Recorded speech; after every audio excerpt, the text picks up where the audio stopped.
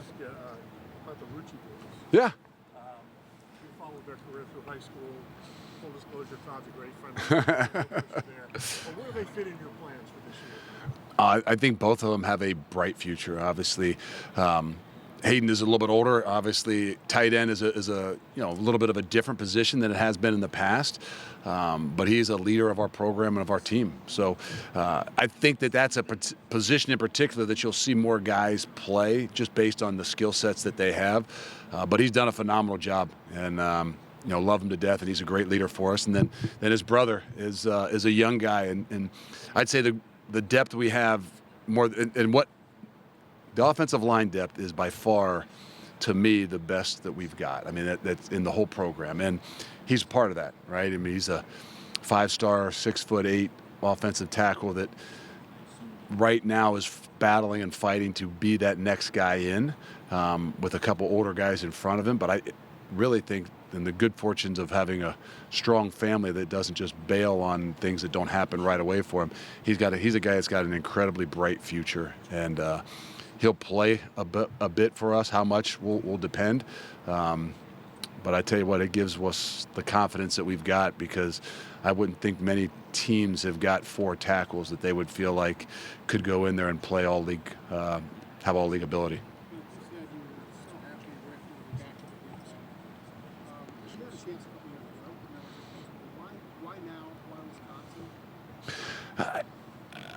Timing has a lot to do with it. I think that there's some uniqueness for me and for my family, but I think it's different. I think that sometimes you almost can be too close, and I think that maybe even in the past, some of those situations just never felt like was the right time and the right thing. And I think it has a lot to do with what I believe, you can do when you walk in the door, meaning sometimes a change in leadership is a really good thing just for kids to grow.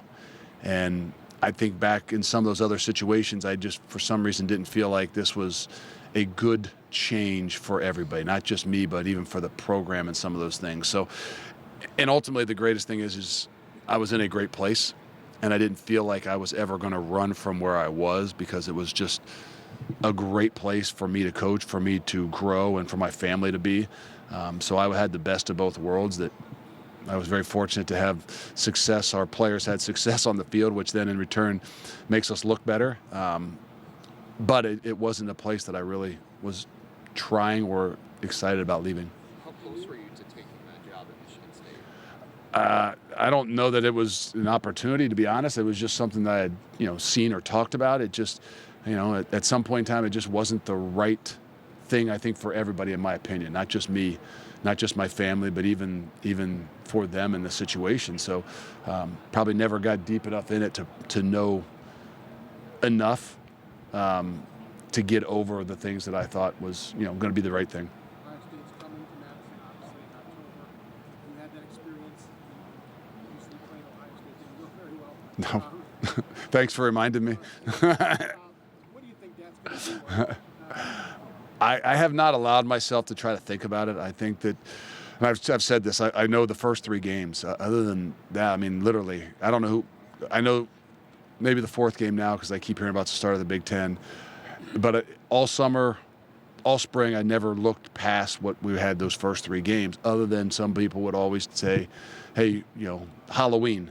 And so obviously I'm aware of who we play on Halloween, and we'll be excited about it, but also trying to say, okay, now I got to make sure that, we don't make this about something that it's not. And I think for me and for our program and for our kids, that I don't want to do that. I don't want to take away from what it's really about. I know that there'll be storylines and things like that. And all I can say is that I hope that we can be in a position to make it as big a game as it can be. And I think that's a driving force for me and for us. After the first time you played them, you kind of admitted that maybe trying a little too hard and not making a thing.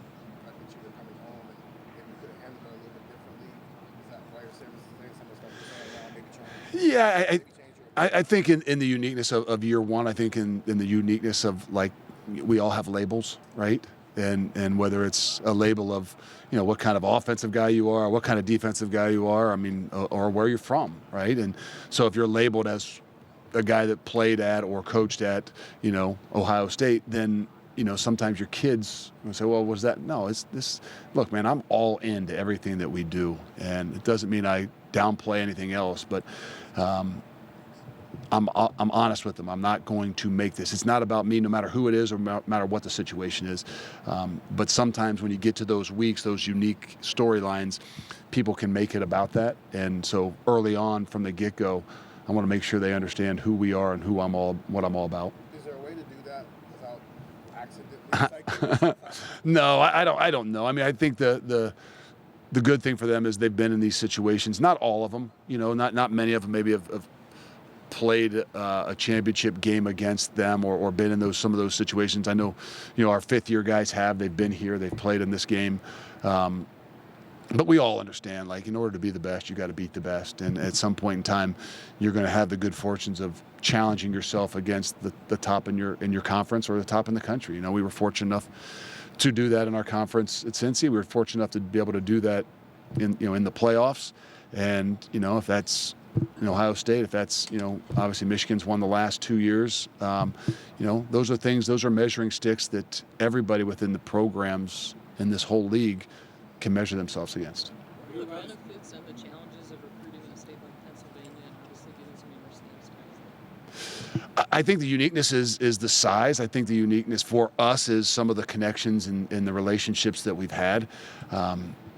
I believe in recruiting in particular, for me and for us, it's knowing the landscape. So you got a better idea of what it is that you're getting and what it is that you're looking at when you have a history, when you know people, when you know things there. And for us in particular, it being in Pennsylvania, have had a lot of history there. We've studied the high school ball there. We know exactly what it is that we're watching, as opposed to even more so than Wisconsin, right? I mean, I pop on film in Wisconsin high school, and I'm not sure. I got to do a lot more research of understanding who they're playing against because I'm new to the area. So I think familiarity and all those things in recruiting are really important, and Pennsylvania has been a big part of what it is we've done.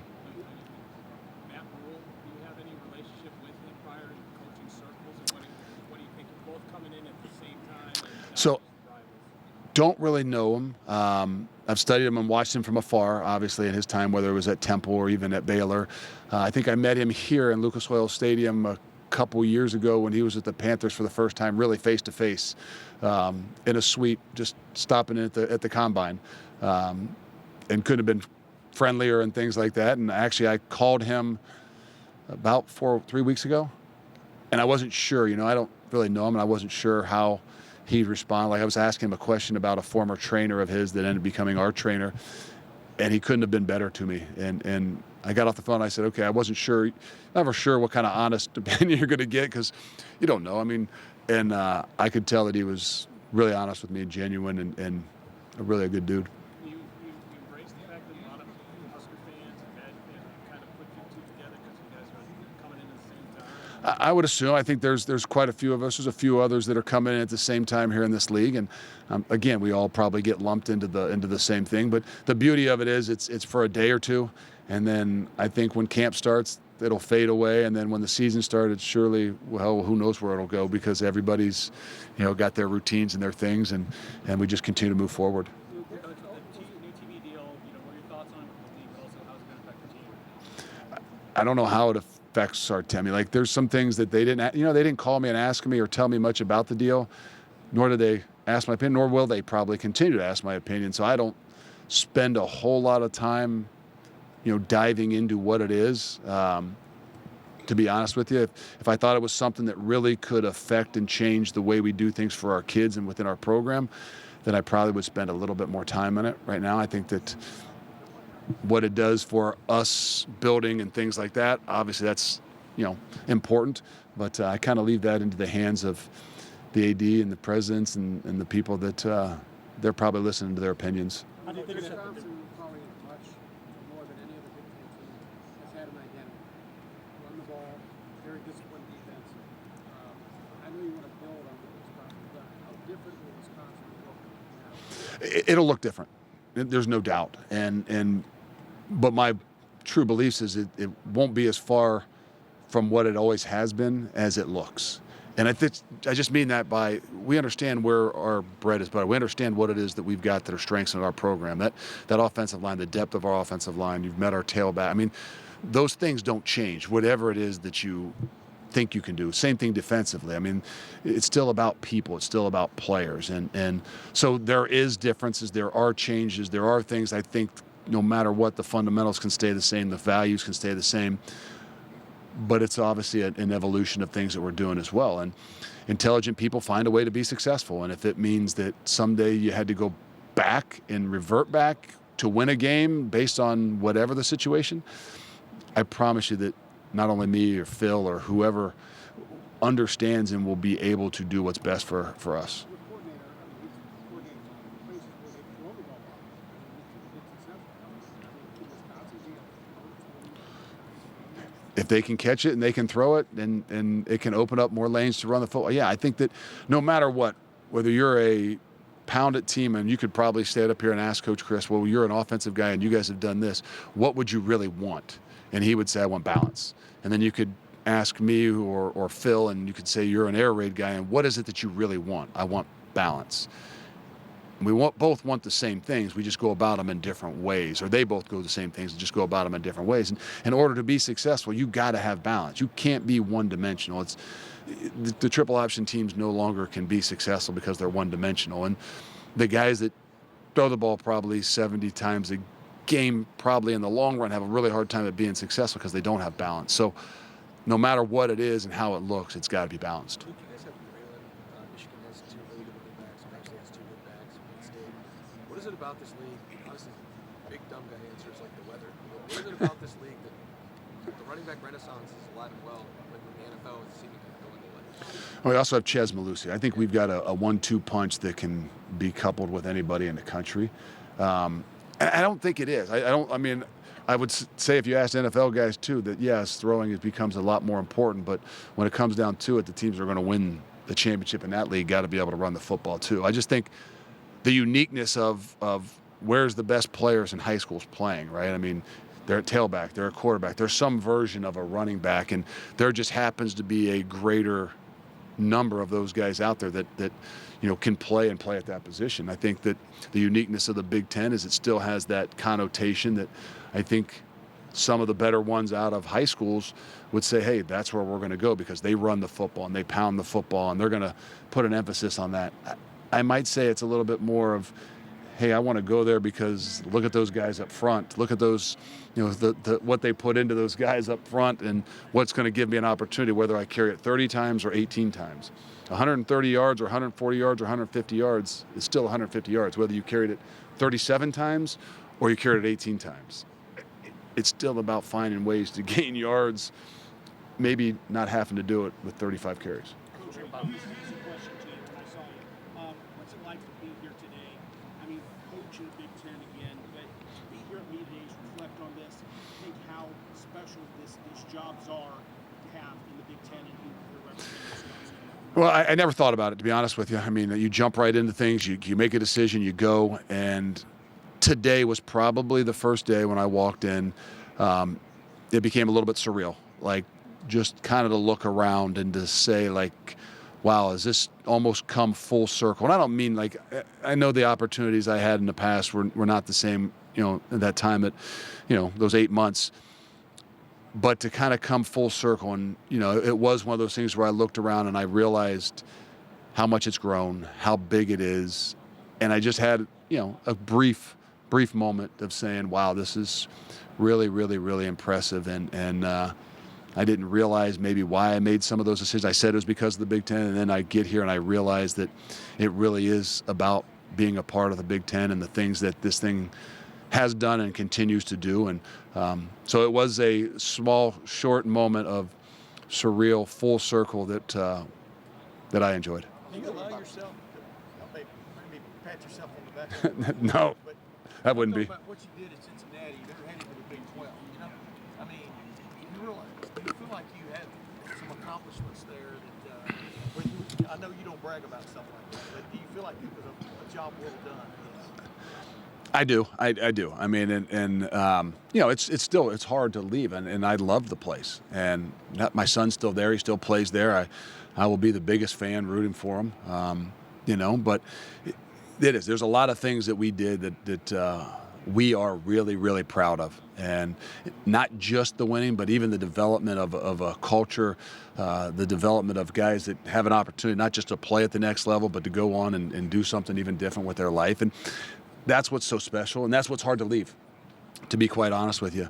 But I'm excited for him. I'm excited to see what it is that we did. I always say that you got to leave a place in a better than when you got it, right? That's the whole key. And you try to evaluate someone's leadership and how did they leave it and how was it when they got it. And, so to me, I'm not sure it's quite what it was 2 years ago when we had 9 guys drafted. But I think that that time and the things that we did and the relationships and the things that we built is what I love about the game. 2011, you got to hire one new coach to your staff when you took over. The day Made a mistake there, didn't I? The day after the 8500, it was like crazy. I mean, in your mind, did he have the desire to be what he is today at that point? I mean, go back to that moment, and are you still amazed a little bit by his rise? I never would doubt him. That's the thing with that guy. In particular, just whatever he was going to do, it was going to be at 120 miles an hour with 100% of everything. And but he wanted to help his good friend too at that moment, right? he did. He wanted a reason to retire too, but he always knew that he was going to be a coach, and he always knew that there was going to have to be some segue into doing what he was going to do, and he was never going to walk away. And so it was a win on everybody's book, man. It was something that, for me, that I know it wasn't a great time, and I know that some people can say, evaluate whether it was successful or not, right? I've never let outside, but some of the things the successes that I did have and the ability to continue to at least stay upright had a lot to do with the people that I was around, and he was a big part of that. And I'm always been indebted to him for that experience and what it is that he did for me and for our alma mater and things like that. But it's amazing how it's grown. But like I said, I would never have doubted whatever it is that he went into. It's just there's a uniqueness to that competitive spirit that so many people have from playing this game and the ones that are successful in it. And so it's exciting to see.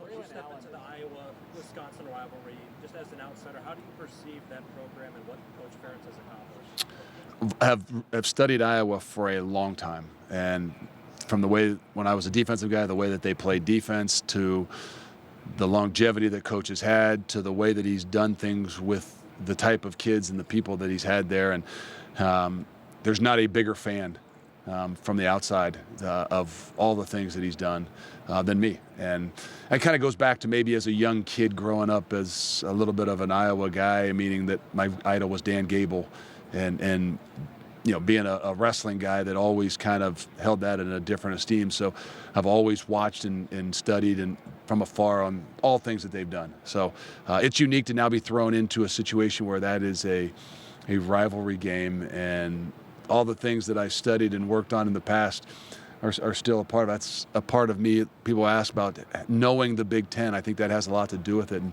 when you know where a team's come from and where they are, hopefully you got a better grasp of who they are. How has Matt Mitchell impressed you, and how was it recruiting him away from a place like B1G that he's been for so long? Matt has done a phenomenal job, and I'm one of those guys that had never been kind of keen on head coaches going back and being assistant coaches. I just think sometimes we get out of touch with some things with as much as we're doing outside of actual coaching, and I probably would have been one of those guys that say, I don't know, until we actually went and interviewed him and saw his passion, saw his ability to teach and what it is that he has done there, because I was ignorant to know, what exactly he did at Grand Valley. And he's been nothing. It's another one of those things that has exceeded my expectations on just being really good for me too, being a guy that's been a head coach for so long that gets it and understands when you want to ask some questions about things that have a different perspective than anybody else in that office that just hasn't been a head coach, and some of the things that come along with it. So I've been really excited about what he's done, not just for us defensively, for me, but also for us special teams wise. Braylon Allen is so dynamic. Watching him at last season, What might you do differently utilizing him this year? Well, I think that his ability to get the ball in space a little bit more, his ability to catch the ball. I mean, he is a phenomenal athlete. I would tell you that when I first came, I knew that he was recruited a little bit as a linebacker too, and so I asked him if he would ever have any, interest in coming over on the defensive side of the ball. But as of right now, we're not doing that. But that could be something we could experiment with. No, I think that figuring out how we can use Braylon and get him into some more situations where, it's not a loaded box. I think him understanding and believing in what it is that we're doing and our philosophy of playing your best ball at the end of the year, what does that look like, I think is going to be really critical. He is a great leader for us. He's a kid with a ginormous heart, and he cares about the people that are around him, and I think that's votes really well for us, especially in year one, of having one of those guys that you can put in the forefront that might look like, because they're a tailback in that natural position, that they're a selfish type of guy. Hey, give me the ball. But in reality, he's much different than that. And I think that really has helped me, being able to, be in this year one. And I think it's helped our team a lot too. Just wondering about hiring Mike Tressel, as you can see at Cincy, and bringing him with you to Wisconsin, just the experience he brings, obviously, with Big Ten knowledge, going back to the Ohio State days. I think it's critical. I think that, we talk about guys having an experience in the Big Ten. It's not the end-all, be-all, right? I mean, if you've never been in the Big Ten, it doesn't mean, you don't know what you're getting yourself into. But understanding things, whether it's, what it's going to be like in possibility in Evanston or what it's going to be like in Champaign, meaning just like you're going to get some different conditions. You've studied those teams over the last 15 to 20 years. Like, when you know where somebody's coming from, you got a better depiction on where they're headed to. And so I think it does give all of us, I don't say a leg up, but definitely not standing behind anybody, meaning that we haven't been in the league for a while. So, and then his uniqueness of his experiences obviously go a long way. But I think the greatest thing I can tell you about Mike is he did a phenomenal job in Cincinnati. And I mean that he took over a really tough job. And some people would say, what do you mean he took over a tough job? He returned 9 starters. You had a first-round corner and a third-round corner. I mean, yes, but he inherited taking over a position where the guy, Coach Freeman, that left was really well-respected. The guy's loved, played for, all those things. And then he had to walk in and be himself and do things a little bit different. And that's hard. And he did a phenomenal job there at winning those guys over. We played bet. I mean, just they grew. So I always had the utmost respect. And then to come to Wisconsin with us, not really knowing exactly what your role is going to be, there was still some, some gray area in that first month. But he never had a doubt.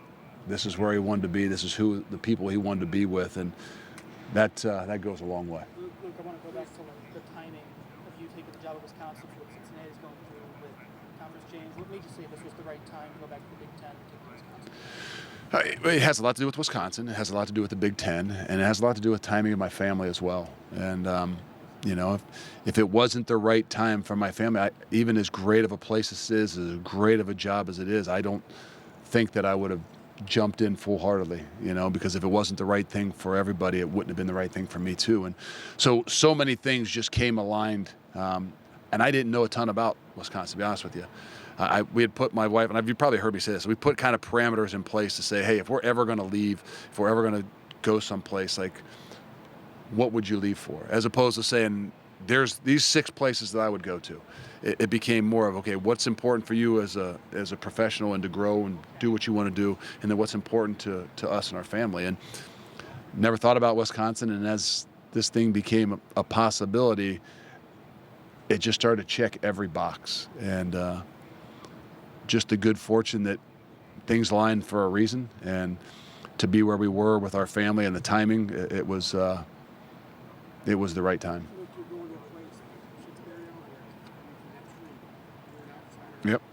How much concern was there that there would push back against what you wanted to do and what you felt needed to be done and update the program? And has there been any pushback? No, that's what I said about exceeding the expectations. And this is where I give a lot of credit to Chris McIntosh. If it had not been Chris, I don't know that I would have felt comfortable taking the job. And I just mean that, like, Chris is an All-American here. Chris is a first-round draft pick. bleeds, knows everything about Wisconsin and Wisconsin football. And for him to believe that this could be done, could be the right thing, because we have the same philosophy. There's a lot of great coaches out there. There's not always maybe the right fits, and being in the right place and wanting to develop a culture that you can be authentic about and things like that. And to have his experience and for him to show the confidence and belief in maybe being a time to make some changes and being a time to go away from maybe the things that they've done in the past. And then him never really ever asking me like, well, okay, who are you going to hire? What are you going to do offensively? What are you going to do defensively? Like, those are things as you start the relate, like, is this something that you really would want? Can this really work? And if they have wholehearted belief in you, a lot of those questions don't have to be asked. And so his confidence in me and what it is that we've done and what it is that we could do went a long way for me. What were you wondering lasting changes in the Big Ten since the last time? Well, obviously coming with a couple of new teams, but I just think the evolution of it, of where we've gone and the, not just the change, the game doesn't change. Like, that's what I try to tell people. I mean, it might look different, but the game still hasn't changed in the last 50, 100 years. I mean, it's still about physicality. It's still about the guys up front. It's still about, the ability to win and own the line of scrimmage. But I just think the evolution, look around you here, right? I mean, the growth and the size and the attention. It's easy to say the money and the things that are behind it, but I do think that they've done a phenomenal job in the Big Ten of still making it about football and not making it just about business. And I think that's what gives the experience to our young men.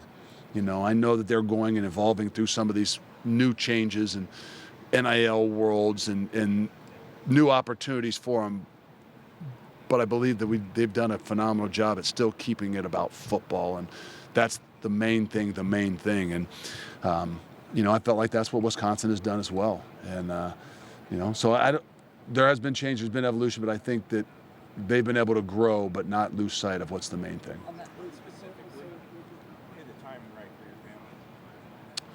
your family? It's never right. I mean, I know my son's but my daughter being a senior, my boys being freshmen in high school, that if I was ever going to move them, probably after their freshman year wouldn't have been the right thing. Would have been selfish on my part. So those kinds of things fell in the line. And then to know that I could take my kids, football is really important to us in our family. Like, not just me as a coach, but the experiences that you have in football, right? And I want my kids to have nothing more than the experience. Who knows if they're going to play college football? But to have the experience of high school football and really good high school football and things that mean and are important to them, to be able to go to a place like Wisconsin where the high school football is really important, it means something. That it's, there's an emphasis on it, and to be in a community, in a city that provides other things for my family, that not every place that that you could play college football has that. And so that's what I mean by timing and things that where my family is and what's important to them to grow to. That's what I mean by the timing was right. Was it right to leave your son? No, I'm not. That timing wasn't perfect or right, but some things that maybe aren't the perfect thing, but other things that were really, really uniquely right. On the subject of experience, what's something that Tanner Mordecai can't know about Big Ten football until he plays? People would probably say weather and things, but I could tell you that the worst weather game that I played last year was at SMU playing against Tanner. Evanston had nothing on the wind that was actually whistling through there as well. I would just say that, he's played at Oklahoma, so he's played in the Big 12, but I think the stages, the atmosphere, the pageantry, just all things behind what the Big Ten football has always been. And I'm not saying it's, you've never seen that because you only, you played Oklahoma Tech, but I just mean that. I think that from him, from his family, of coming here and just recognizing how big everything is, I would say that might be it. But he's had an incredible amount of experiences that have gone and will go and will vote really well for him this year. The TV deals, being NBC, CBS, Fox, how might that impact Wisconsin recruiting? The Big Ten's on TV, I don't know. I mean, I think the greater impact that people have asked about is, hey, with the West Coast teams coming to the Big Ten, does that open up the recruiting landscape more for you? the unique thing that I've found of being at Wisconsin is the brand goes a long way. I mean, we've got kids in a pretty good little pipeline from Hawaii. We've got some pipeline from the California, from Arizona, which is far greater than I've really ever realized, being an outsider, not ever being at Wisconsin. But I think it also can mislead you too. Like if all of a sudden we want to change where it is that we're going to go and by nature change a little bit of the culture of the kids that you have. I mean, I think you got to be careful, that just because it opens up a new avenue, don't forget about the things that have been really successful. And that's what I kind of talked about that with that first month. It was really critical to me to make sure that I recognize those things. The hires in the Big Ten West were really good hires. He said that they also increased the recruiting more, specifically Wisconsin, Nebraska. Have you noticed battles more within the Big Ten West like that, and how do you approach it? I don't know. So I would tell you this: the thing that's been motivating to me, there's been a lot of things that's been motivating, but I think one of those things, being where I was in a great place at Cincinnati, the AAC, the bad thing about it was you didn't have any recruiting rivalries, right? I mean, it was, you tried to create them, and a lot of times they weren't with your league. They were just people within your proximity of, where you were located. And the beautiful thing about this is, you create and you've got these recruiting rivalries that just increase the motivations of things and the energy every single day because you're in a battle, right? Because recruiting is year-round. So I just think that it creates what it is that's so special, that makes Big Ten football unique and different. And so I'm that's been something that's been at times a little bit emotional, right? The ups and the downs, but it's so motivating. It's for me, and obviously if it's motivating for me, then it kind of trickles into the staff. They have to, because it happens on a daily basis. But I just think that's what makes the Big Ten what the Big Ten really is. What's been your favorite recruiting story since you've been at Wisconsin for this rivalry? I don't know that there's any one story. I just think it creates for more things. I think but it also makes you realize you need to focus on the things that you have that are really, really good, and don't get into this bickering and negative, so to speak, recruiting that can happen when you all of a sudden start recruiting with rivals, right? Whether it's Minnesota, whether it's Nebraska, whether it's Iowa, and you start focusing on things that things that they do and quit focusing on yourself. So it's a reminder to me, no matter what it is, it's still about making sure we emphasize the things that we have, so it helps keep us smart and in our lane, and allows you and makes you be more disciplined in what you're doing. What's the difference between the NIL world and the AAC and the NIL world and the Big Ten? I don't know that any of us can say the difference at any place. I mean, we can all hearsay and we can all have this idea of what's happening at different places, and it's not happening that big at a place like schools in the AAC because they're not the Big Ten and they're not the SEC and they're not I don't, we have no idea, right? As soon as I start spending more time worried about what other people are doing within their NIL world, I'm losing ground on what it is that I'm doing, and whether it's my NIL world or my own team. And I think that's if anybody had to ask any question about NIL, that is the most difficult thing in what we're dealing with, is none of us will or can work together on this, learn from each other, kind of go through the mistakes that maybe we've made because it's so secretive. It's so, we're not involved, we are involved. And it's like everybody has to make all their own mistakes, and that's not a great way to go about growing. So I try not to focus on anybody else's hearsay, whatever. We got to do what it is that we're doing and make sure that we, believe in what it is that we're doing and continue to move forward with that. Yeah.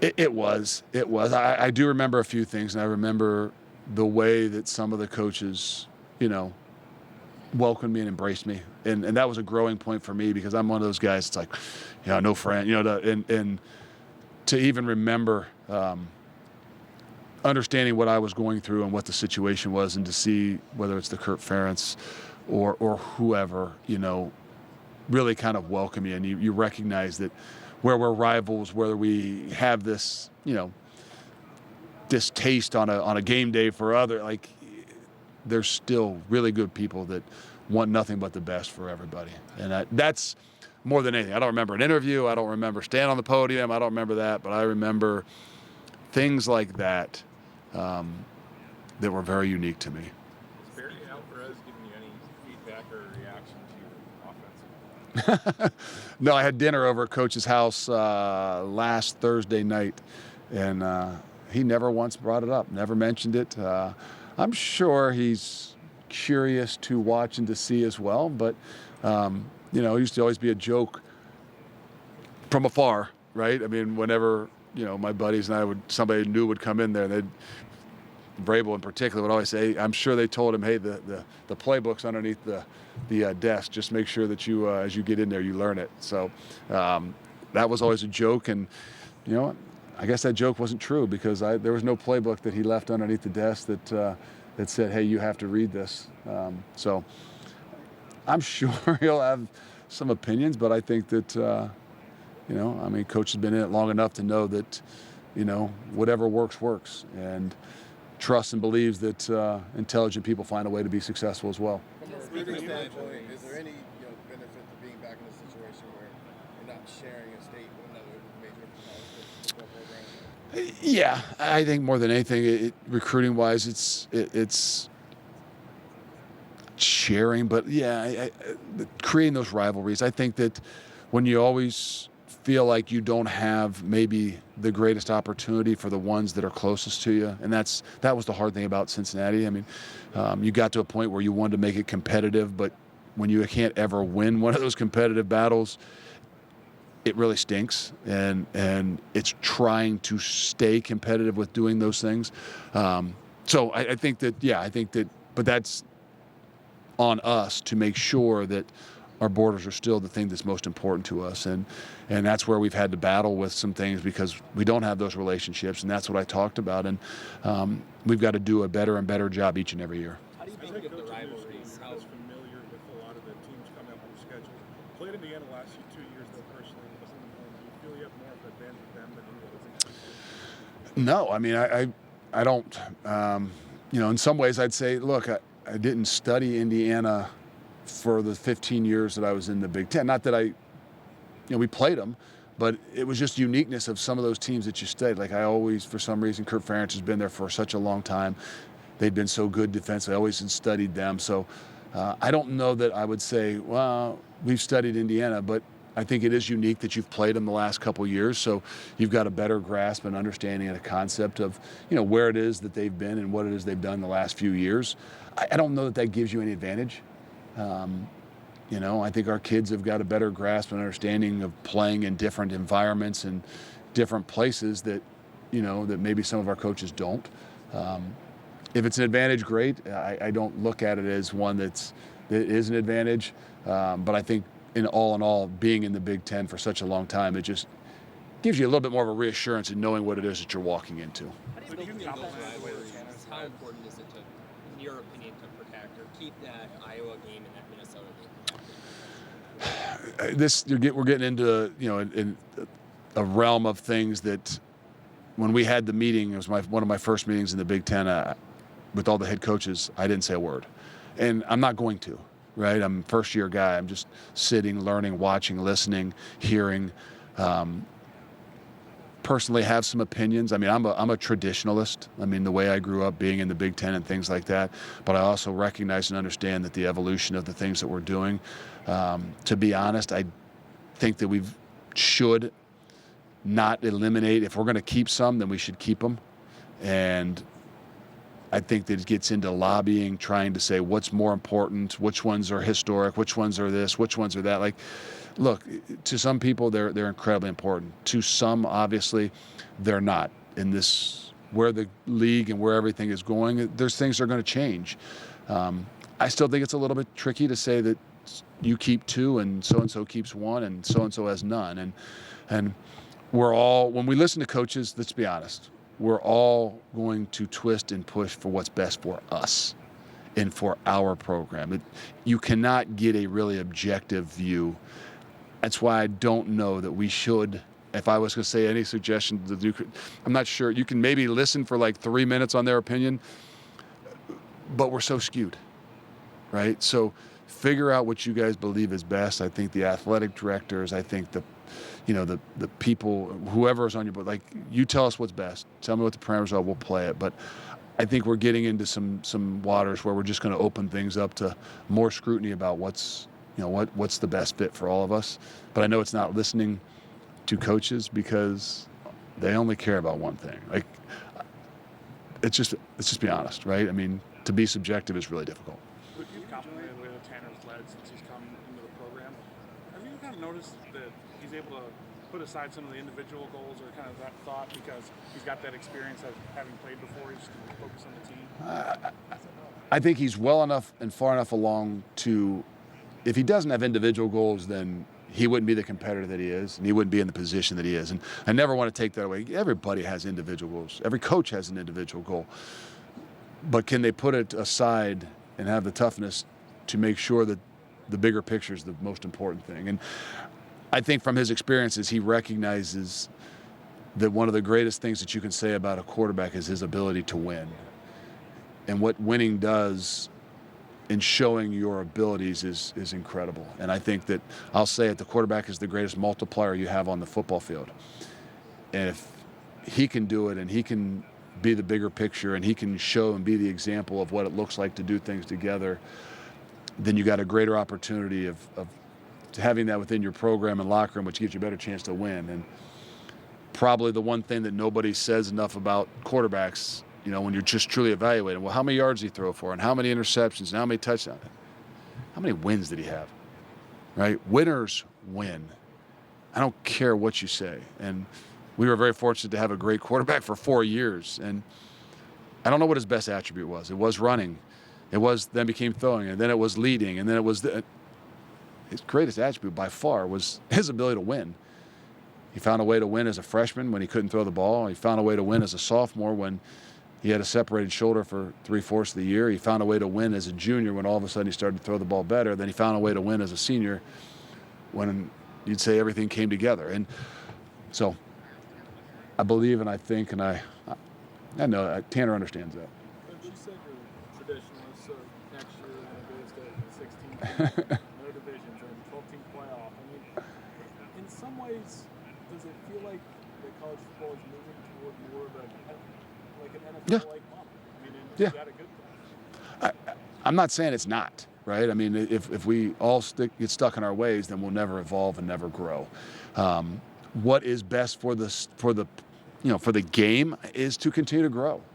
And sometimes that means even traditionalists like me have to be able to grow and evolve as well. And, I mean, it's going to make the game better, and everybody's got an opinion, right? And the problem is it's really hard to listen and to sit and try to evaluate everybody's opinion. They've got to make decisions on what's going to be the best moving forward for us. And we can still have some of those traditions. It's still the pageantry of what it is that the Big Ten football has, and in each and every stadium is not going to change. Whether, we lost a rivalry game, it's still going to be every bit as much about the color, the uniform, and that logo, which I think is different than the next level, right?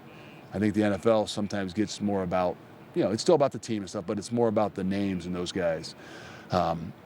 No matter what, whether we lose historic rivalries of games played, I don't think it's ever going to change. It's still about the logo. I think it's still about the history of those programs and what people support. On that topic of the playoff, you get a playoff game at Camp Randall. Considering the time of year, do you think that'll be the most difficult place to play come playoff time? To define difficult, right? I mean, if we're really good and we're in the playoffs, I hope wherever we play, it's really difficult. Maybe on the day, it could be really difficult. We played in Texas last year, in Dallas, Texas, and it was one of the worst conditions I've played in. I mean, I think it can get overblown sometimes. I've said it before, I don't think cold is tough. It's the other conditions that come along, whether it's cold, it's the wind, it's the rain, it's those things that change the game more than the cold does. I think the cold stings for about the first, 10 minutes, and then after that, through warm-ups, it's out the window. I mean, those guys that are playing don't recognize it. Guys, was going to take one more question for Coach, and our players are starting to play. Good. You're up. It's your turn. Luke, have you already seen the benefits of the Almas marketing that you were doing in Chicago and the Chicagoland area? Do you feel like that needs to be somewhere you're ready to go? It has to be. It has to be. I think, and we'd had such success even when I was at Cincinnati. We had every player I think that we had from the Chicago area. We had 7, 8 guys.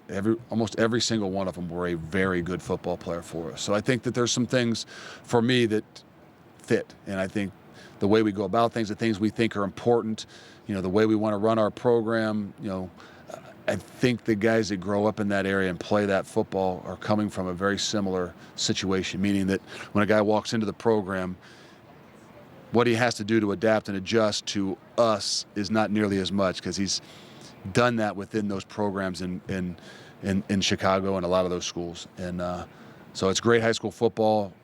We've got some pretty good relationships, and I think that has helped us in the past, and we've got to continue to even do a better job in Chicago.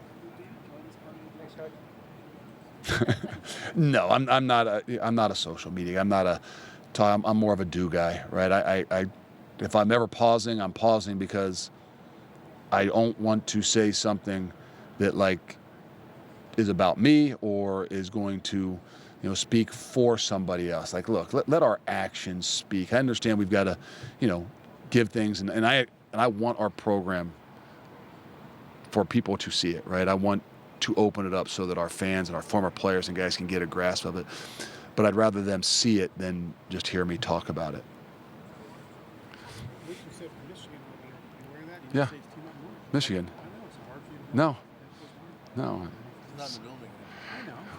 I know. I was at Cincinnati, and nobody in Cincinnati would hear anything about Columbus. So I never made a reference